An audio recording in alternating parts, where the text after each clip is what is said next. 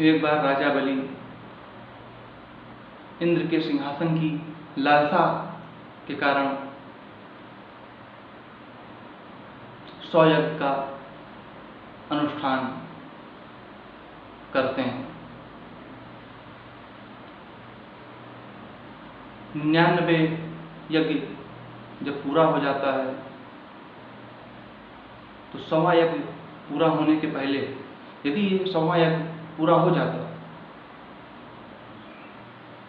तो इंद्र के सिंहासन को पाने से राजा बलि को कोई रोक नहीं सकता।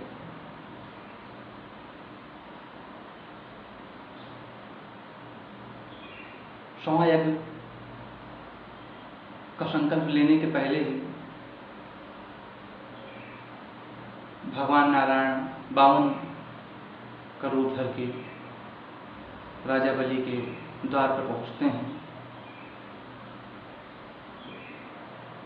तभी राजा बलि 100 यज्ञ का संकल्प लेने जा ही रहे होते हैं कि वैसे ही सैनिक जाके बताते हैं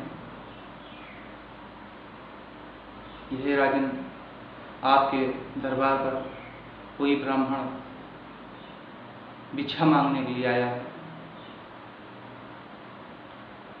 शुक्राचार्य के मना करने के बावजूद भी राजा बलि कहते हैं कि मेरे दरबार पर, मेरे नगर पर यदि कोई भी भिक्षुक भिक्षा के लिए रह गया हो और मैं चैन से बैठूं, यज्ञ हवन करूं, तो ये शोभा नहीं देता। मैं पहले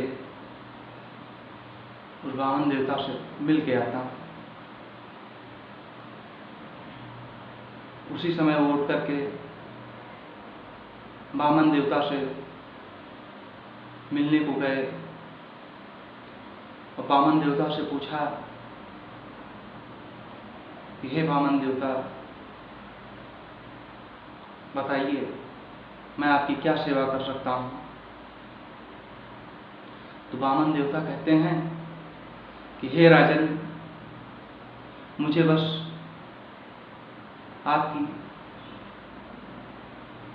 3 पग धरती, मैं आपसे खाली 3 पग धरती का दान मांगता हूं। उसको सुनकर के राजा बलि बहुत तेजी से अट्टहास करते हैं, बहुत तेजी से हंसते हैं और कहते हैं कि हे वामन देवता, क्या आप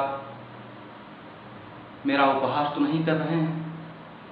3 पग धरती मांग रहे हैं मुझसे, मेरा उपहास तो नहीं कर रहे हैं आप? वामन देवता उनके इस वाक्य को सुन करके कहते हैं कि हे राजन, इस पृथ्वी पर कोई भी मनुष्य को चाहे जितना भी मिल जाए, लेकिन उसके लिए सदा कम ही रहता है। उसकी इच्छा कभी भरती नहीं, इच्छा कभी पूरी नहीं होती। अब आप ही के पास इस समय आप राजन पूरी भूमि के स्वामी हैं, पूरी ब्रह्मांड के पूरे भूमि के राजा हैं। आपसे बड़ा राजा कोई और नहीं, पूरी भूमि के स्वामी आप। लेकिन क्या आपकी इच्छा तृप्त हो गई? अब भी आपको इंद्र का सिंहासन चाहिए, इंद्र के सिंहासन की लालसा है। वामन देवता के इस वाक्य सुन करके राजा बलि का सर नीचे हो जाता है। कुछ देर वो का अफसोस करते हैं, लेकिन फिर थोड़ी देर बाद राजा बलि कहते हैं कि ठीक है वामन देवता, मैं आपको 3 पग धरती देने का संकल्प के लिए जैसे ही कहते हैं वैसे शुक्राचार्य बीच में आ जाते हैं और कहते हैं कि नहीं राजन, नहीं, ये संकल्प मत करना।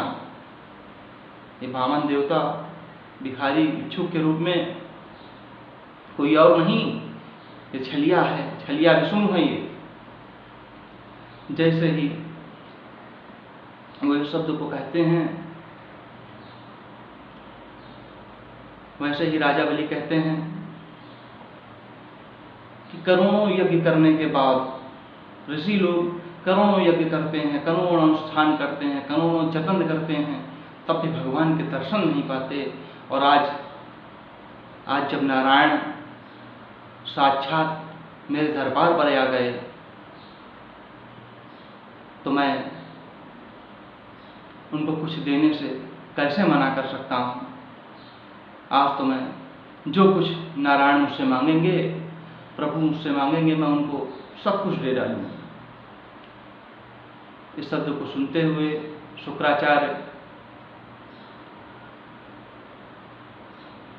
कलश के नली के पास जाकर के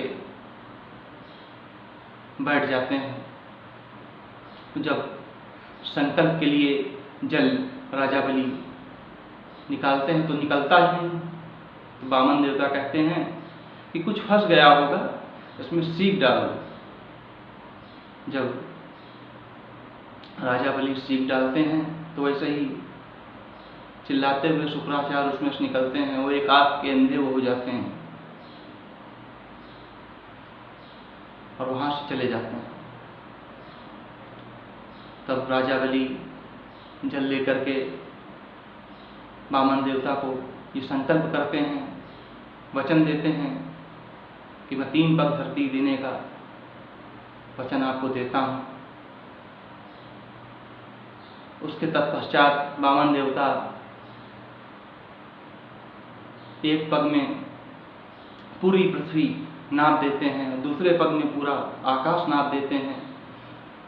और जब तीसरा पग बचा है तो राजा बलि से कहते हैं कि हे राजन, ये तो मैंने 2 ही पग में नाप दिया, अब तुम्हारा संकल्प झूठा हुआ, तीसरा पग मैं कहाँ रखूं। तो राजा बलि कहते हैं कि हे प्रभु, मैं आपका ही भक्त हूं,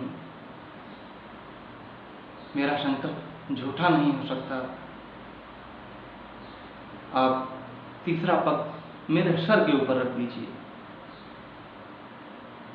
भगवान वामन देवता जब राजा बलि के इस वाक्य को सुनते हैं तो तीसरा पग अपना बढ़ाते हैं उनके सर की ओर।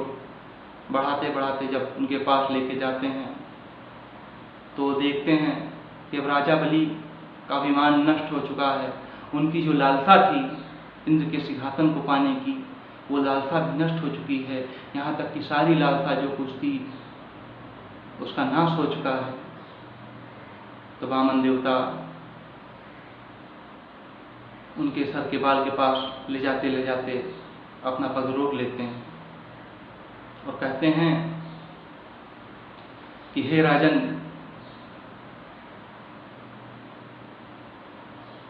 तुमको जो कुछ मांगना हो तुम मुझसे मांग लो। वामन देवता अपने नारायण रूप में आ जाते हैं। नारायण रूप में आकर के ये शब्द कहते हैं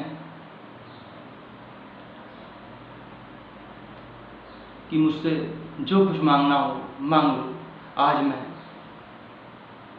तुम्हारी उदारता देख करके अत्यंत प्रसन्न हूं। राजन, तुम मुझसे जो कुछ मांगना चाहे मुझसे मांग सकते हो। राजा बलि श्रीहरि के इस शब्द को सुन करके हाथ जोड़ करके कहते हैं कि हे प्रभु, जो आपको पा जाता है फिर और कुछ पाने के लिए रहता ही नहीं।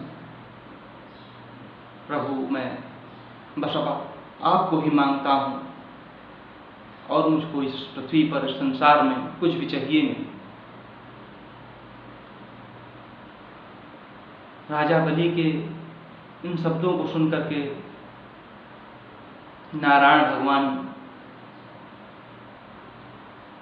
उनको इंद्रमणि पर्वत पर अनंत काल तक राज करने का वरदान देते हैं।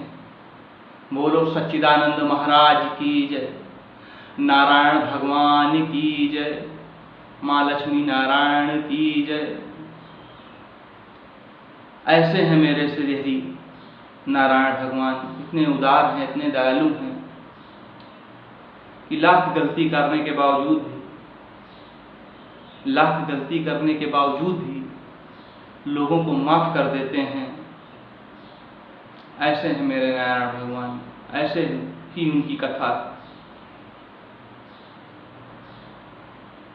आज की कथा में बस इतना ही। फिर मैं अगली वीडियो में आप लोगों को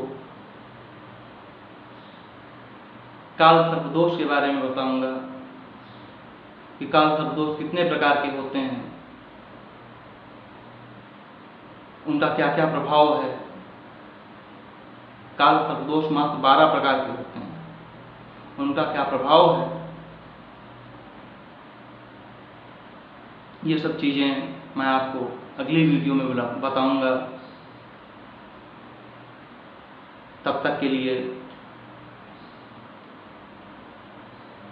जय श्री हरि हरि, जय श्री नारायण।